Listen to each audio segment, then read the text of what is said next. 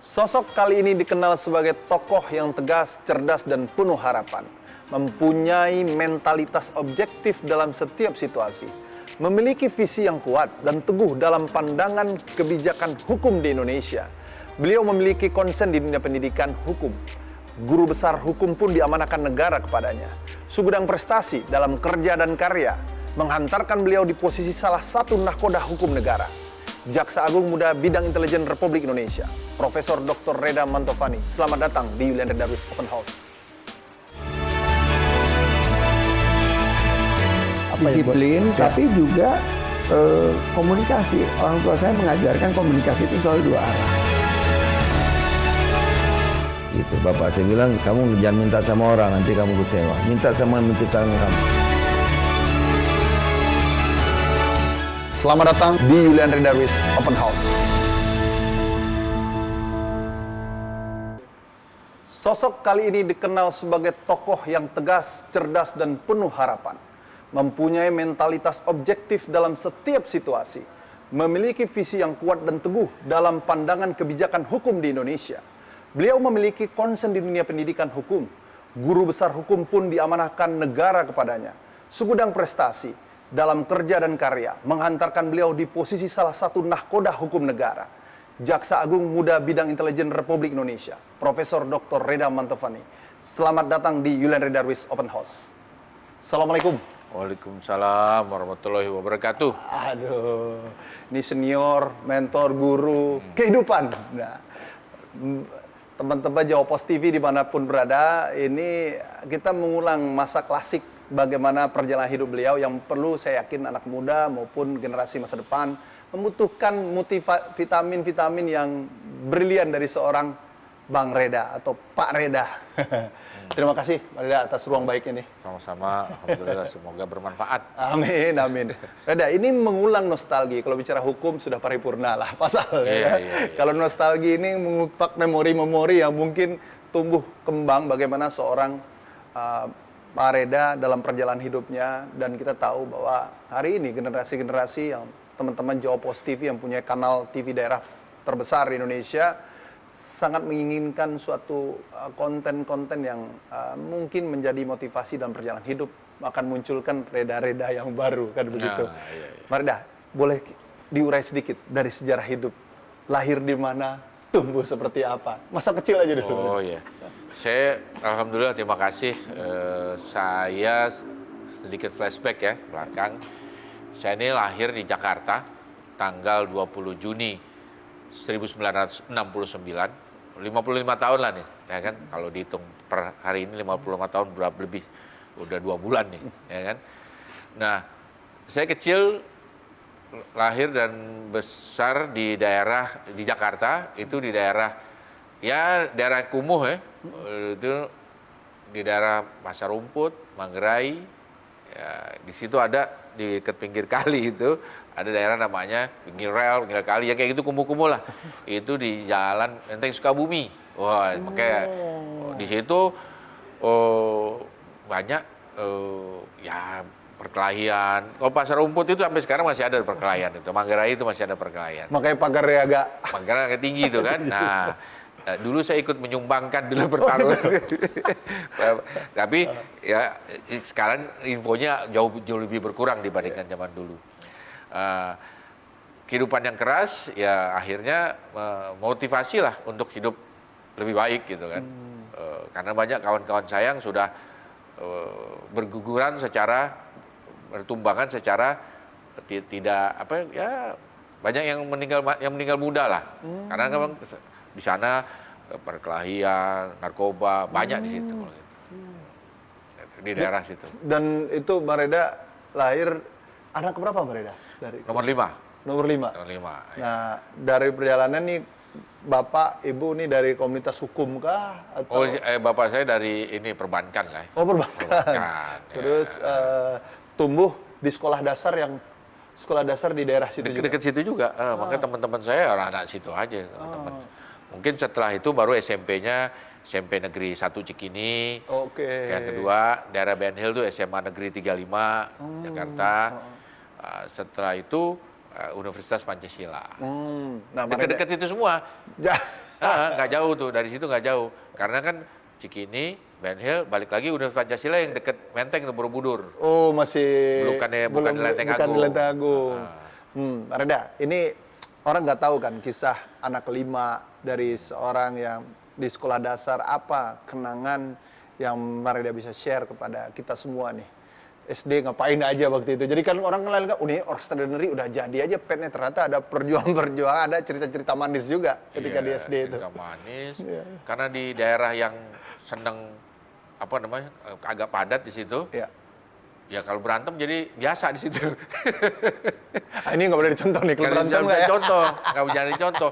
Tetapi karena melihat situasi seperti itu, Iya. akhirnya saya belajar bela diri. Oke. Untuk persiapan dalam arti jangan sampai diganggu orang kita. Oke. Itu ya karena persiapan dari SD, SMP, latihan olahraga taekwondo, pencaksilat, ya akhirnya bisa ikut bertanding juga akhirnya. Nah, ikut bertanding juga di pekan olahraga daerah segala macam. Alhamdulillah. Itu amanah yang dimunculkan karena situasi ya. Situasi akhirnya membuat Reda menjadi aktif di atlet di bidang bela diri. Tapi Karena ada nggak terpaksa orang aja tua yang kepaksa ya? Karena kalau nggak bela diri, itu agama pun ngajarin kan bahwa kita tuh harus laki-laki kan juga harus bela diri.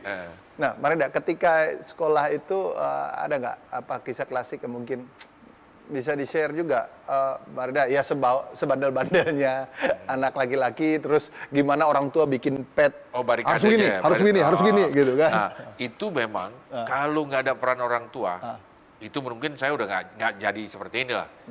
Bisa jadi petarung jalanan ini. Artinya ya kumpulnya aja dengan banyak di sana komunitas yang memang senang berkelahi di sana kan. Jadi orang tua walaupun dengan melihat situasi seperti itu, orang tua membatasi maghrib harus ada di rumah. Maghrib harus di rumah. Harus di rumah. Nah, sekarang susah zaman ini. Karena kan kalau sekarang kebanyakan main game, Okay. jadi nggak pada kelayaban. Okay. Kalau dulu kan maghrib di rumah, nggak boleh lewat di rumah. Anda harus belajar. Okay. Jadi tetap harus belajar baca buku kita. Walaupun ngantuk-ngantuk habis main seharian, baca bukunya pegang buku lah katanya. Nah itu sholat 5 waktu. Sholat 5 waktu. Supaya ternyata sholat 5 waktu itu bikin kita disiplin. Keteraturan. Ya, itulah peran orang tua. Dan kalau memang yang nggak boleh dilarang bener tuh, nggak boleh merokok itu aja. Itu dilarang bener.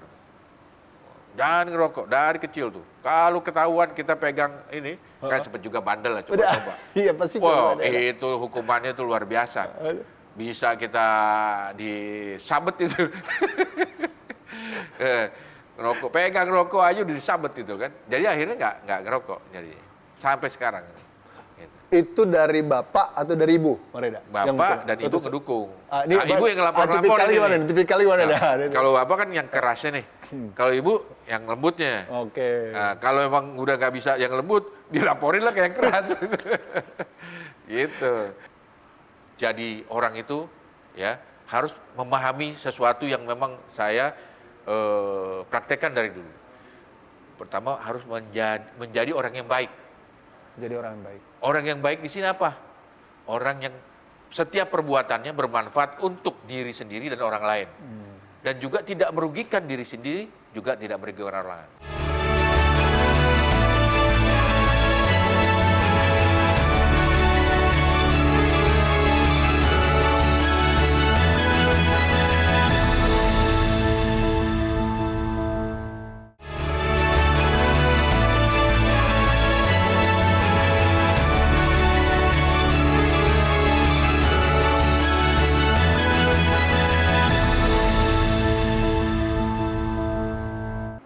Bapak apa value yang diajarkan oleh orang tua, Bang Reda masih ingat, selain yang tadi maghrib, harus baca buku, apa? Jadi yang saya selalu ingat itu, kamu harus punya cita-cita. Wah, cita-cita itu apapun itu harus ada. Karena tanpa cita-cita itu ibarat hidup itu udah nggak ada bumbunya katanya, nggak ada harapan katanya. Ya, punya cita-cita. Oh ya udah, selalu saya diingetin harus punya cita. Tapi cita-citanya bisa masih berubah-ubah tuh, SMP, SD, SMP berubah-ubah tuh kan. Tetap berubah juga ya. Berubah. Jadi pilot, jadi ini, jadi tentara. Berbeda apa tuh? Jadi tentara, ini pun itulah klasik lah ya. Nah, pas di SMA baru agak mengerucut. Karena senang nonton film hukum, seorang jaksa, bagaimana melakukan penyelidikan segala macam, itu ada film Amerikanya, saya nonton film bule lah ya. Nah, ternyata terinspirasi di situ. Kayaknya ini yang pas nih untuk saya nih, bagian penyelidik ini, dan menuntutnya kan. Dari film, akhirnya di SMA itu punyalah ketetapan hati. Nah, ini sebenarnya ilmunya The Power of Mind. Nah, saya kebetulan almarhum bapak saya dikasih buku tulisannya, yang penulisnya itu Dale Carnegie, How to be a Leader, terus ada juga How to Influence the People. Wah, ada bukunya. Ya, dikasih 2 buku itu modal saya mau almarhum orang tua saya. Baca. Dan Bapak memang senang Baca saya. Oh. Saya baca akhirnya, oh ini How to Influence the People, How to be a Leader. Wow. Jadi saya menggunakan teori the power of mind, kekuatan pikiran, itu sejak saya SMA rupanya. Rupanya nih, saya baru tahu itu ada teori the power of mind di tahun-tahun 2000 yang pas mulai Rhonda Byrne itu, The Secret itu. Nah, ternyata saya sudah praktekkan sejak saya SMA.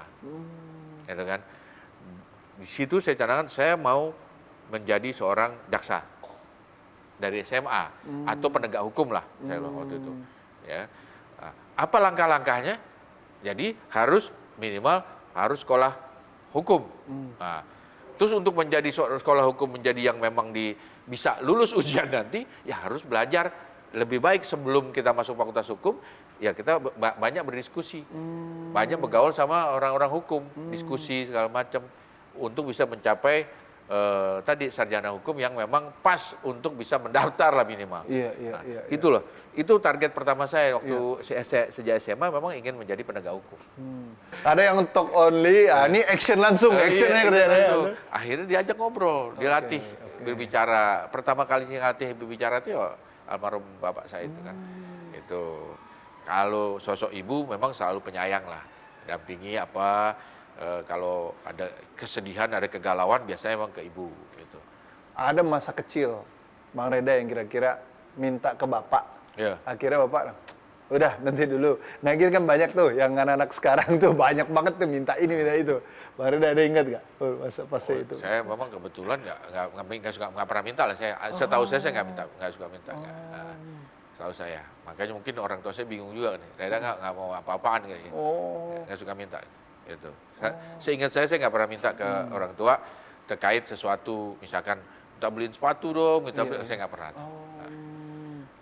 Jadi ini masa kecil ini kan banyak kenangan-kenangan ya, mungkin agak repot juga Bang Reda untuk mengingat satu-satu ya. Tapi ini Bang Reda, tahu nggak perjalanan hidup Bang Reda yang begitu dahsyat? Kalau saya lihat anak muda sih, selalu kita lihat testimoni, pandangan orang, siapa sih tokoh-tokoh yang ini. Orang tua Bang Reda seperti ini, pernah kebayang nggak? Reda, kamu harus jadi ini ya? Kan ada orang tua gitu, kita punya anak, kita punya anak. Enggak, beliau enggak. Cuma dikasih buku aja. Buku itu aja? Udah modal kamu udah? Mau jadi apa terserah? Iya, dikasih kebebasan. Itu, nih kalau kamu mau jadi pemimpin, coba pelajari ini. Jadi, Dale Carnegie, saya ingat benar buku itu Dale Carnegie. Dan masih ada sampai sekarang itu buku. Udah jadi puncaknya apa yang menjadi harapan Bapak? Kamu mau hukum? Ya sudah. Sudah jalan katanya. Serius di bidang itu dan kamu harus menguasai. Ya udah di situ. Saya berupaya, bahkan akhirnya ya tadi bergaulnya juga setelah di tingkat universitas, walaupun bela diri masih juga pada saat itu, masih terus kalau bela diri nggak lepas tuh. Nah, tetapi akhirnya menjadi aktivis juga. Ya kan, bergaul dengan di LBH mungkin juga nanti kan di LBH, ya kan, cuman tapi bukan praktek, kami berteman dengan, supaya kita mendapatkan diskusi-diskusi yang lebih untuk memperkaya kemampuan diri, upgrading diri lah. Bahkan yang saya ingat ini, orang tua saya tuh menyatakan, kamu harus punya quote-quote yang ada di buku itu, camkan dan praktekkan. Wah. Itu simple. Orang tua saya simple. Saya nggak dikasih beban, kamu harus jadi ini, kamu harus begini, usaha ini, atur gini. Nggak dikasih beban. Dikasih buku aja 2. Dan itu orang bilang kan like father like son. Jadi kan pasti Bang Reda juga hal yang sama kepada anak-anak juga memberikan pet yang sama. Tidak memaksa tapi mengguidance itu. Guidance saja. Ke anak-anak saya sekarang pun ya silakan. Hobinya apa silakan. Cuman ada prinsip saya bilang. Jadi orang itu ya harus memahami sesuatu yang memang saya praktekkan dari dulu. Pertama harus menjadi orang yang baik. Jadi orang yang baik. Orang yang baik di sini apa? Orang yang setiap perbuatannya bermanfaat untuk diri sendiri dan orang lain. Dan juga tidak merugikan diri sendiri, juga tidak merugikan orang lain. Jadi itu kategori baiknya itu. Jadi universal. Saya selalu katakan ke anak-anak saya, itu. Dan kedua, harus memahami benar bahwa di dalam hidup kita ini ada hukum sebab akibat. Kenapa ada hukum sebab akibat? Ya kita berbuat sesuatu yang baik, kita pasti akan dapat ganjaran yang baik. Tapi kalau kita berbuat kejahatan sama orang atau sama makhluk lain, kita pasti akan diganjar itu juga. Itu udah hukum alam yang universal.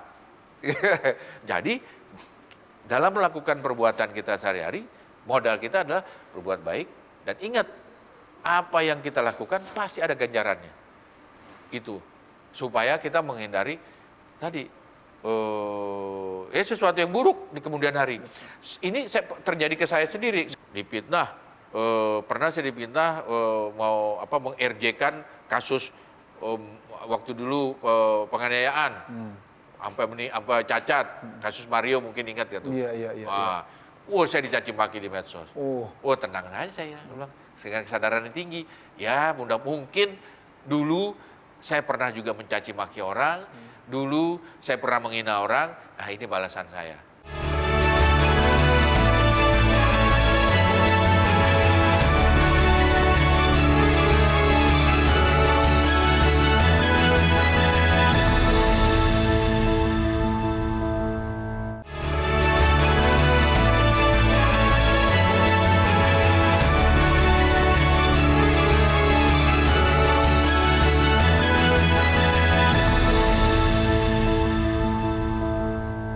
Kalau tahu orang tua hari ini, Bang Reda udah jadi di banyak loh penegak hukum Indonesia. Akhirnya berapa orang dipilih, mungkin ribuan orang Bang Reda terpilih menjadi orang salah satu nakoda hukum negara.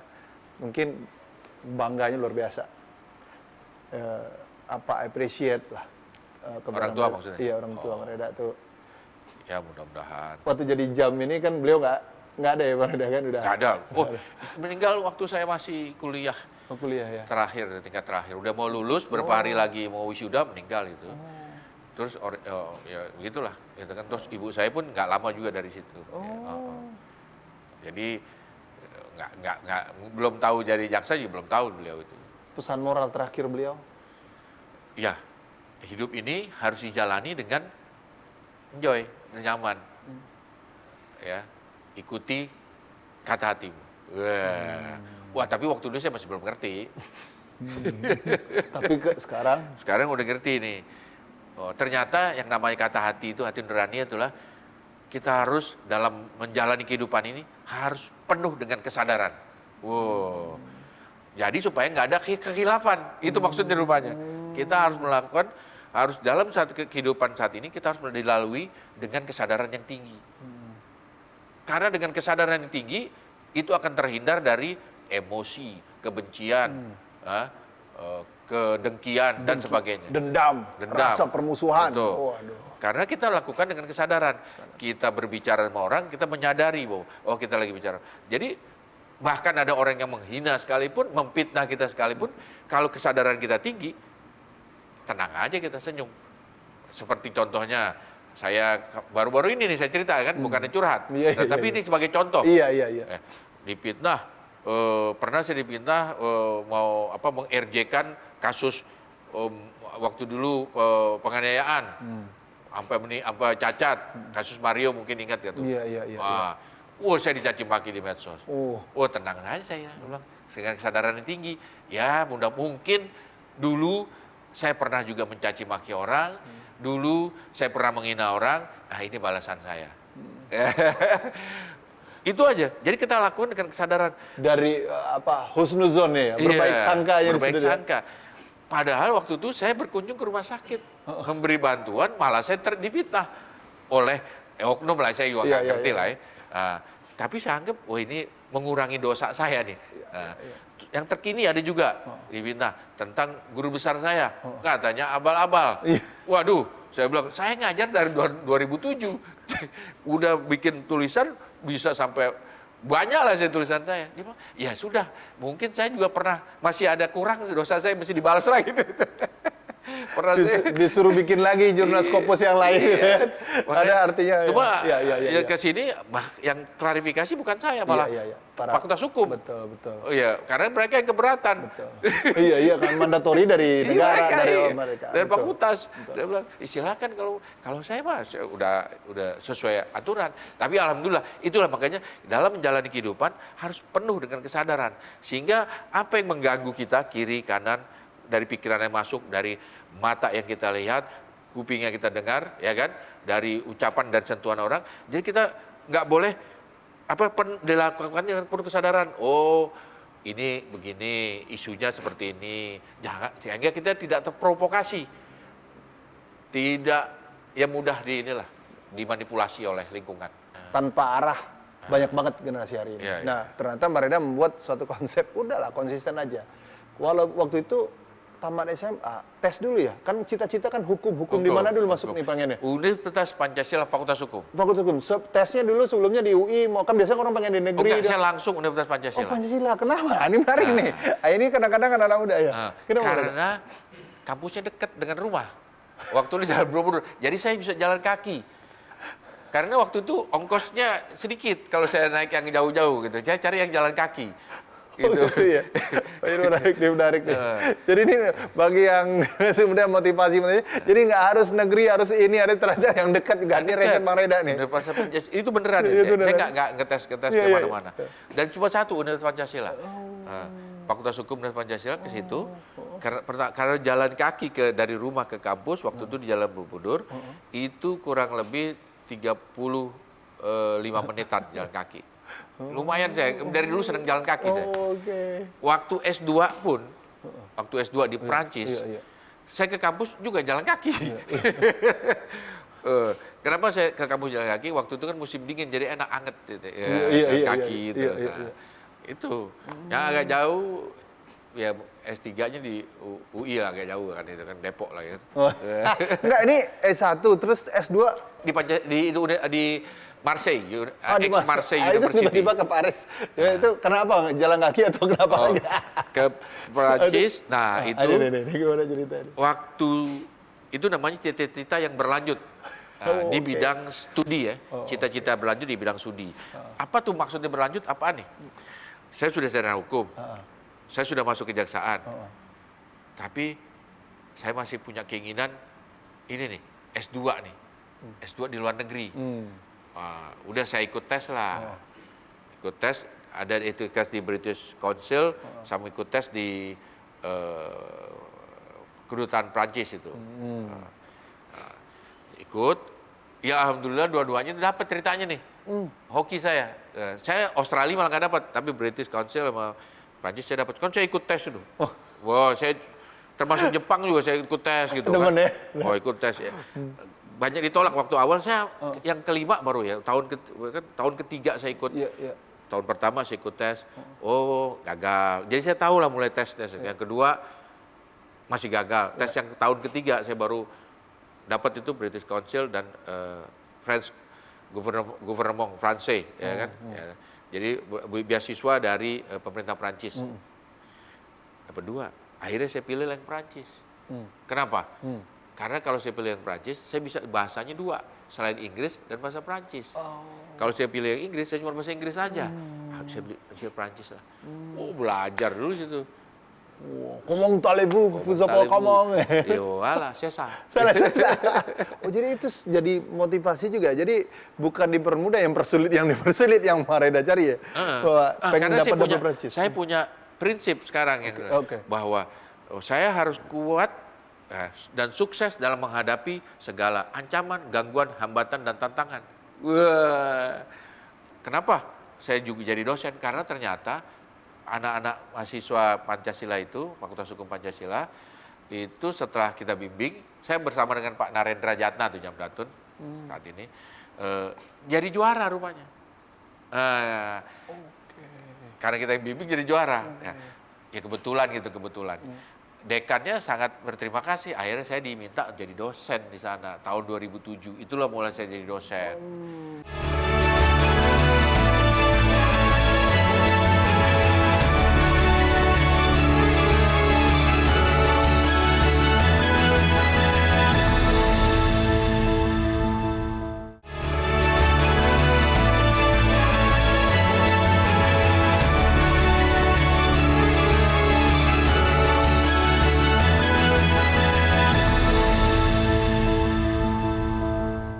Dia kan nasionalisme Prancis luar biasa, harus nggak bisa, pakai bahasa Inggris, nego ya. Kita punya ijazah dari Indonesia nih. Betul. Saya udah belajar nih Betul. di Indonesia. Betul. Setahun saya belajar bahasa Indonesia. Sudah sampai level bisa masuk S2 lah di Prancis. betul. Udah masuk Prancis, dites lagi. Oh belum bisa, kamu belajar lagi di sini 6 bulan. Belajar lagi 6 bulan. Apa istilahnya matrikulasi atau apa ya? Belajar. Jadi sebelum kuliah saya belajar bahasa Indonesia, belajar bahasa Prancis 6 bulan. Itu keluarga anak-anak waktu itu udah Nggak ikut, masih Saya ikut. kecil-kecil. Masih anak saya masih satu kecil, nggak ikut. Jadi berjuang sendiri di Juang sendiri Paris. itu. Wah, itu yang kisah. di Paris itu Ingat yang nggak yang tidak bisa dilupakan dalam proses belajar bahasa itu, kecurian saya habis di. Nah ini menarik nih. Waduh. Jadi saya maju pun Eropa ternyata tuh faktanya kemarin Iya, deh. saya tinggal di flat itu, nggak ada orang masuk ke dalam, habis semua diambilin, duit, kamera, yang ada cuma baju yang ada dipakai saya, jadi termasuk paspor nggak ada kan. Ya Allah. Waduh, bingung kan. Nah, tapi di situ kita dapat ini keuntungan di situ. Jadi saya belajar bagaimana cara melaporkan kepada polisi suatu peristiwa pidana pakai bahasa Prancis yang terbata-bata. Gitu. Kejadian di Paris. Jadi ketika itu telepon nggak ada ya? Nggak ada. Nggak ada. Mana ya? Jadi Saya langsung mesti aja pakai langsung ke aparat hukum aja ke iya. polisi. Datang. Waktu itu melapor. Terus apa Terus solusinya saya ini? nggak punya apa-apa, cuma baju dulu. Akhirnya dapat sumbangan itu. Masih ingat teman-teman yang nolongin itu? Nolongin masih ingat. Jadi sedih juga aja. Kan. Terharu. Iya, Dapat sumbangan, nggak ada punya duit saya kan. Cuma tinggal baju sama Aku bisa jebol flat dijebol. Ya, bukan di pinggir jalan. Kalau copet kan banyak memang ya. dijebol. Yang disisikan cuma buku aja. Rice cooker aja yang ada di situ diambil dulu. Ini maling dari mana sebenarnya? Bukan orang Prancis, dari mana sebenarnya? Nah, itu Baju dingin. Kan udah dikit lagi musim dingin itu. betul. Karena waktu itu masih musim semi, ya kan musim panas. Iya. Nah, dicuri. Baju dingin saya habis semuanya. Tinggal baju. Waduh, gimana tinggal? Ya banyak apa yang bikin tough Bang Reda ketika di luar negeri itu? Kan nggak semuanya orang bisa. Semangat apa Bang Reda? Semangat, ya kalau yang gampang aja. Malu kalau pulang nggak lulus itu aja.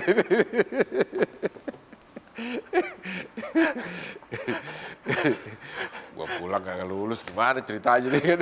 Orang timur banget dia ceritanya. Walaupun kita pulang nggak ditanyain ijazah tuh, yang ditanyain oleh-oleh gitu.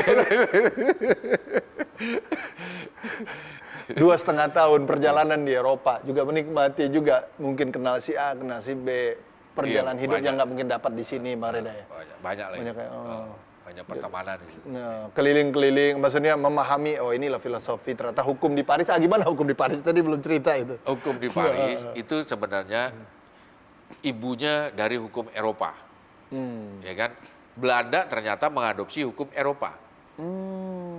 Nah, kita ngadopsi hukumnya Belanda. Walaupun sekarang sudah banyak perubahan, tetapi secara azas banyak yang ngadopsi hukum Belanda. Bahkan pada saat itu hukum acara yang kita pakai sekarang ini itu ya kan masih banyak menganut ajas-ajas yang sebenarnya sudah ditinggal oleh Prancis. Oleh Belanda sudah ditinggal, tapi kita masih pakai. Itu.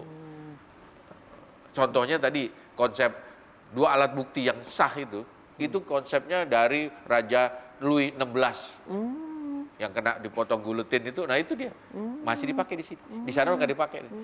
Di sana nggak perlu 2 alat bukti yang sah, sepanjang ada alat bukti apapun itu. Udah. Nah, gitu. Logika apa yang membuat Bang Reda concern terhadap dunia akademik? Nah gini, saya pada waktu tahun 2000 setelah pulang dari Prancis, Ya. saya berkecimpung balik lagi ke kantor, ternyata saya dikasih kesempatan oleh Fakultas Hukum Universitas Pancasila membimbing mahasiswa untuk bertanding di peradilan semu. Peradilan semu itu seolah-olah ada moot court, ada hakim, ada jaksa, ada pengacara, ada terdakwa, ada saksi. Iya. Nah, saya adalah pembimbingnya. Ya. Bukan dosen waktu itu, Oke. sekitar tahun 2005 kalau nggak salah, saya ingat ya. Jadi saya bikin itu, saya membimbing mahasiswa-mahasiswa, ya kan. Nah, bahkan membikin Piala Jaksa Agung, Piala Jaksa Agung untuk moot court itu, peradilan semu. Sampai sekarang masih ada. Itu dimulai dari tahun peradilan semu dari tahun 2007. Nah, setelah itu, kenapa saya juga jadi dosen? Karena ternyata anak-anak mahasiswa Pancasila itu, Fakultas Hukum Pancasila, itu setelah kita bimbing, saya bersama dengan Pak Narendra Jatna tuh Jamdatun saat ini, jadi juara rupanya. Karena kita yang bimbing jadi juara. Ya kebetulan gitu, kebetulan. Dekannya sangat berterima kasih, akhirnya saya diminta jadi dosen di sana tahun 2007. Itulah mulai saya jadi dosen. Mulai disitulah saya berkecimpung di akademisi. Jadi sejak tahun 2007 saya dosen honorer gitu lah, dosen tidak tetap. Sampai tahun 2009. 2009 saya jadi dosen tetap. Nah, 2009 dosen tetap. Nah, dulu yang awal-awal mahasiswa yang peradilan semu itu, yang kita bimbing dan akhirnya jadi juara, menjadi tim saya, jadi tim asisten dosen. Sampai sekarang masih ada ngegrupnya, gitu. Sampai sekarang. Terus bersama-sama mereka, saya jadi naik pangkatnya, mereka pun jadi tadinya cuma asisten dosen, jadi dosen juga. Nah, sampai sekarang jadi tim. Itulah yang membuat saya, karena saya udah dosen, saya harus banyak meningkatkan pendidikan saya untuk menjadi doktor. Karena supaya dengan ikut doktor di Fakultas Hukum Universitas Indonesia, angka kredit saya naik, ya jadi bisa naikin pangkat dosen juga. Tetapi dengan kita bisa membantu sesama, sesama umat, sesama manusia, sesama makhluk lainnya, itu artinya kita mau tidak mau secara alam semesta kita akan ditinggikan. Kenapa? Gimana kita caranya bisa membantu banyak orang, yaitu dengan menjadi pejabat.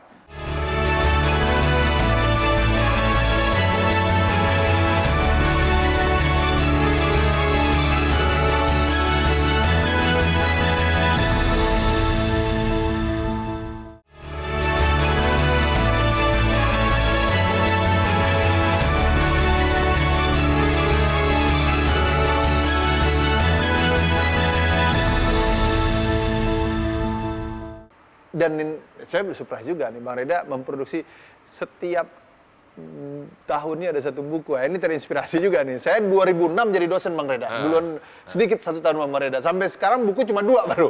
Jadi ketua KPI 2 periode. Saya bilang saya harus pensiun, saya segerain. Bikin buku kan, apalagi KPI kan punya banyak pengalaman. Tulis. Saya bener-bener gini. Ini tips trik dengan aku. Kenapa tiap tahun? Karena saya mikir itu untuk angka kredit yang diwajibkan oleh dosen. Untuk itu adalah tiap tahun. Jadi nggak usah banyak-banyak. Kan ada teman-teman saya juga banyak buku. Tapi bikin 1 tahun. Angka kreditnya dihitung cuma 1. Nah, itu teknik-tekniknya yang banyak nggak diketahui oleh teman-teman. It's how about the strategy ya? Iya. Saya punya judul konsep ada 3 atau 4 di tahun 2020 misalnya. Iya. Saya keluarin 1 aja udah. Iya. Ada belajar nih sama Prof Reda kita nih. Ini para akademisi muda ya kan. Selain karya tapi tepat juga, tepat guna, tepat sasaran. Begitu juga penulisan di Scopus. Kita punya banyak. Cukup 1 aja 1 tahun itu. Udah. Jadi supaya nggak mubazir. Karena yang dinilai adalah 1 buku, 1 penelitian, 1 tiap tahun itu.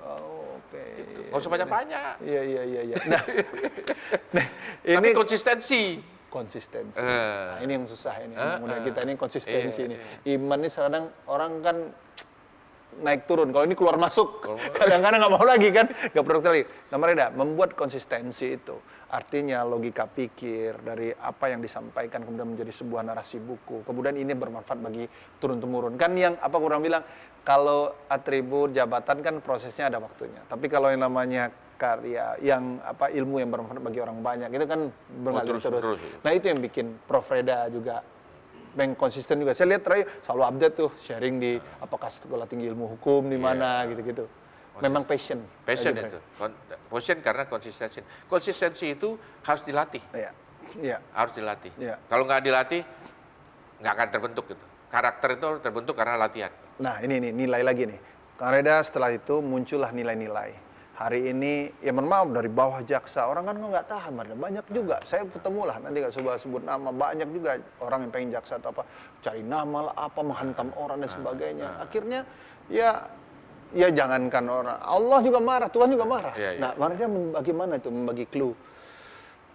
Kebaikan hati itu mereka bawa, udahlah, hidup tuh apa, kan ini puncak karir nih, cita-cita orang pasti pengen hidup lebih baik dengan konsep apa, prestasi jabatan misalnya. Kalau Marida melihatnya apa nih? Kembali lagi seperti yang saya ucapkan tadi, bahwa hidup ini, kita harus punya tujuan hidup. Hidup ini harus bermanfaat untuk sesama. Dan tidak merugikan sesama, serta tidak merugikan diri sendiri. Itu aja. Jadi, lakukan, kalau saya simpel, ya kan? Tujuan hidupnya sangat sederhana. Saya nggak mikirkan, akan mau jadi pejabat ini, akan menjadi pejabat. Enggak, itu air mengalir. Tetapi, dengan kita bisa membantu sesama, sesama umat, sesama manusia, sesama makhluk lainnya, itu artinya kita mau tidak mau secara alam semesta kita akan ditinggikan. Kenapa? Gimana kita caranya bisa membantu banyak orang? Yaitu dengan menjadi pejabat. Nilai-nilai yang disampaikan pejabat, seorang pejabat itu akan berbeda dengan nilai yang diajarkan oleh yang di bawahnya lagi, yang bukan pejabat. Ya kan? Nah, itu aja. Dengan mewakafkan dirinya, saya mewakafkan diri saya untuk bisa bermanfaat bagi makhluk lainnya dan tidak merugikan makhluk lainnya, juga tidak merugikan saya. Poin dalam. Quote-nya dalam nih. Dalam. Ada lagi yang lebih penting juga, bahwa hidup ini harus saat ini kita tidak boleh menyesali apa yang telah terjadi. Atau khawatir apa yang akan terjadi. Udah, laksanain aja. Cita-cita di depan, jangan khawatir kita. Wah, nanti gimana nih, bisa nggak nih? Ada galau-galau gitu kan? Wah, itu nggak bakal jadi kalau gitu. Udah, canangkan, hidup adalah di saat ini. Kita pengen jadi sesuatu di sana, sudah, tik, kita laksanakan perencanaan kita. Insya Allah, jadi. Sepanjang dalam proses perjalanan menuju yang kita cita-citakan, itu tidak ada kegalauan, keresahan. Dan ditambah olinya supaya biar licin sampai sana apa? Banyak berbuat kebajikan. Itu, kalau di dalam perjalanannya kita banyak melakukan kejahatan, ya pasti macet lah. Logika aja. Profesor Reda Benjavani. Quote. Prof, ini Prof. Kita bicara santai nih. Hobi, Prof. Lari. Kalau sebenarnya lari itu dari dulu. Waktu saya olahraga bela diri, pemanasannya adalah lari. Ya kan, pemanasan sebelum kita latihan bela diri kan lari dulu. Wah, ini gelombangnya, wave-nya tuh tinggi sekali nih lari. Jadi generasi milenial, zilenial nih runner udah menjadi aneh, Prof. Nah, ini kembali lagi tentang konsistensi ya. Saya dengan usia sekarang, 55 tahun, itu ya, kalau 10 kilo saja, itu di bawah 1 jam itu. Di bawah 1 jam? Di bawah 1 jam. Bisa 56 menit, 58, sampai 1 jam lah itu, antara range itu. Dan itu hal yang biasa itu maksudnya. Karena apa bisa begitu? Karena memang konsisten. Memang saya udah biasa lari, memang hari-hari begitu, memang hari-hari gitu. Itu hobi kemana, lari kemana aja, Bro? Mana aja, pokoknya ada yang ngundang saya datang. Oh gitu ya? Kalau memang nggak ada acara lain, atau nggak kalah cepet. Kalau keduluan yang lain ya mau maaf. Jangan khawatir akan peristiwa yang belum terjadi. laksanakanlah kehidupan saat ini, enjoy lah, nikmati hidup saat ini dengan melakukan hal-hal yang bermanfaat. Kamu melakukan hal yang bermanfaat ini, itu akan membuahkan hasil di kemudian hari. Ingatlah tadi, apa yang kita lakukan, itu akan berbuah.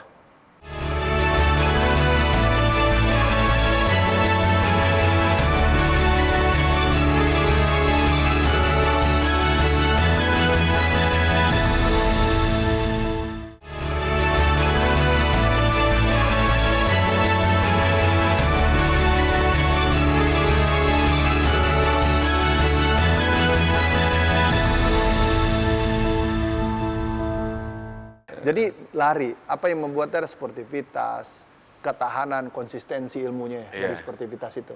Nah, itu juga untuk fokus ke ini juga pikiran kita, kesadaran kita. Kita ngelatih bagaimana kita fokus 10 kilo, terus kan di dalam proses perjalanan sampai 10 kilo itu pasti ada sakit di sini, pegel di sini, aduh, aus lah segala macam. Langsung cuti 3 bulan. Dalam proses perjalanan itu kegalauan. Nah, ini kegalauan di tengah perjalanan ini yang membuat kita berhenti lari, itulah yang kita hindari. Sebenarnya tuh saya jogging itu adalah praktek kehidupan. Latihan dalam praktek kehidupan. Jadi bagaimana kita harus konsisten sampai sana sesuai tujuan di bawah 1 jam.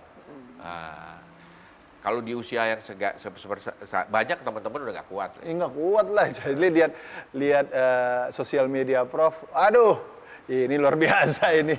Udah memang atlet yang long run semua ini. Prof, gimana cara bagi waktunya? Itu harus kembali lagi disiplin. Ini jam segini kerjaan Bangun harus biasanya selesai. Prof nih, bangun subuh. Bangun. Ah. Saya biasanya tuh kalau biasanya ya, habis beribadah itu kan saya harus tenang, gitu. Menenangkan frekuensi pikiran, kontemplasi. Ada afirmasi di situ. Dengan kita kontemplasi ketenangan itu, jadi harian ini enak nih, terus ke kantor.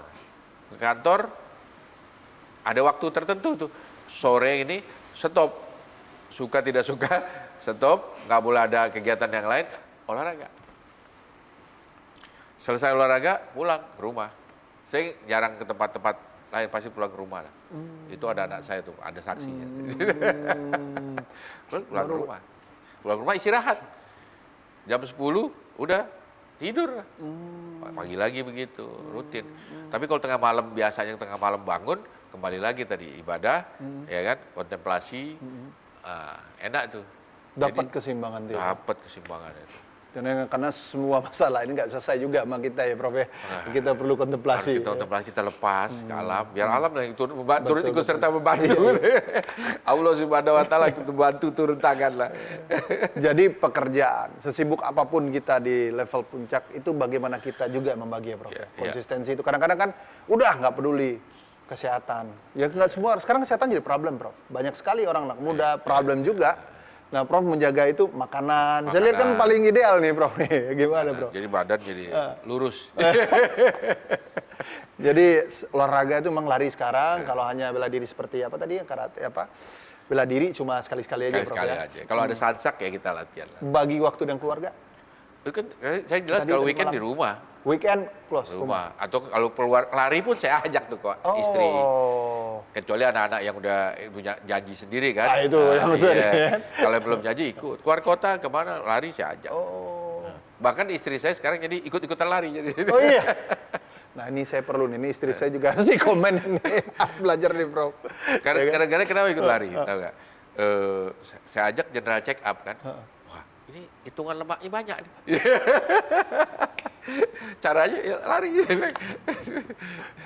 Karena kan gini, habis lari itu Prof kan saya sering juga tuh pagi saya coba ke GBK tiap ini ya. Habis nganter anak sekolah. Tapi kadang-kadang godaan setelah lari itu Prof, diajak makan Prof. Lontong Padang lah ini godaan lebih aduh. Nah Prof enggak ada. Stop. Enggak. Paling buah kalau ada makan buah. Tuh. Jadi ini kunci hidup seorang Prof Reda Mantopani. Prof, ini sampai di penghujung nih Prof. Nggak kerasa bahwa perjalanan yang 55 tahun ini itulah value-value yang diangkat kepada oleh Prof semua audiens Jawa Post TV dimanapun berada. Kira-kira Prof, apa pesan-pesan seorang Prof. Reda Mantovani untuk anak muda Indonesia yang kita tahu bahwa harapan kita ada di mereka semua. Karena namanya usia, pada waktunya ada jabatan dan usianya munculkan jaksa agung muda atau tokoh-tokoh seperti Prof. Reda. Boleh share, Prof. Agar generasi muda kita bisa ini ya, Ya, termotivasi dan bermanfaat lah untuk bangsa negara ini ya. Saya simple tadi sebenarnya sudah saya mention, hidup ini ya di saat ini, ya supaya apa? Kenapa sih hidup mesti di saat ini? Ya kita laksanain aja di saat ini. Kita ada hinaan, ada cacian, ada gangguan yang kemarin-kemarin, itu kan? Ya udah, jangan disesali. Memang itu mungkin memang bagian dari hidup yang harus kita lalui. Dan juga jangan khawatir akan peristiwa yang belum terjadi. Laksanakanlah kehidupan saat ini, enjoy lah, nikmati hidup saat ini dengan melakukan hal-hal yang bermanfaat. Kamu melakukan hal yang bermanfaat ini, itu akan membuahkan hasil di kemudian hari. Ingatlah tadi, apa yang kita lakukan, itu akan berbuah. Hukum sebab akibat. Ya, jadi kalau kita cemas saat ini, buahnya apa nanti? Akan cemas. Kalau kita kuat saat ini, buahnya kita akan kuat yang akan datang. Ada istilah gini yang saya bisa jabarkan, bisa saya persamakan. Kita tanam bibit buah mangga, kita akan panen mangga. Nggak akan kita panen buah durian. Ya. Jadi kalau kita tanam kebajikan, kebahagiaan di saat ini, maka kita akan menuai nanti kebahagiaan di masa yang akan datang. itu kunci. Kuncinya. Terima kasih. Hidup saat ini. Hidup saat ini. Bermanfaat saat ini akan bermanfaat di kemudian hari. Bersyukur. Bersyukur saat ini, kita akan juga selalu bersyukur kemudian hari. Apa yang kita tanam, kita akan panen. Prof. Reda Mantovani, Iya. terima kasih sudah meluangkan waktu yang berbagi cerita di sela waktu-waktunya yang kita tahu superior sibuk. Untuk negara, kita doakan semoga sehat selalu, Prof. Makasih. Dan mudah-mudahan bermanfaat bagi orang banyak. Amin. Terima Ya kasih, Rabbal Alamin. sampai kepada episode selanjutnya dengan tokoh-tokoh inspirasi lainnya. Assalamualaikum warahmatullahi wabarakatuh. Waalaikumsalam warahmatullahi wabarakatuh.